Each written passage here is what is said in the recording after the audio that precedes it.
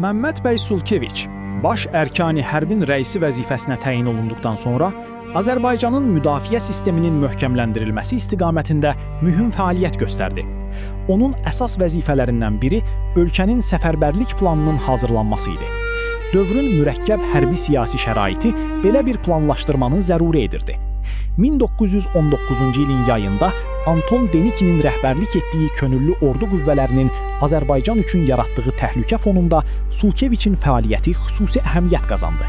O, Denikin təhlükəsinin qarşısının alınması üçün operativ tədbirlər həyata keçirir, ordunun müdafiə qabiliyyətinin artırılması istiqamətində mühüm addımlar atırdı. Səməd bəy Mehmandarovla birlikdə hazırlanan müdafiə planları nəticəsində Bakı ətrafında və şimal sərhədləri istiqamətində müdafiə tədbirləri gücləndirildi.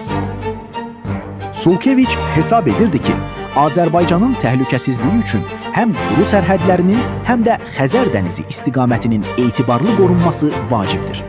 Sulkeviç, Denikin təhlükəsi şəraitində Azərbaycan və Gürcüstan arasında imzalanmış hərbi müdafiə sazişinin hazırlanmasında da iştirak etmişdir. Bu saziş Cənubi Qafqazda müdafiə əməkdaşlığının gücləndirilməsinə və mümkün hücumların qarşısının alınmasına xidmət edirdi. Sulkeviç, Bakının dənizdən müdafiəsinin təşkilinə xüsusi diqqət yetirirdi. O, sahil boyu artilleriya müdafiəsinin yaradılmasını, müşahidə sisteminin qurulmasını və hərbi dəniz məsələlərinin vahid idarəetmə altında cəmləşdirilməsini təklif edirdi.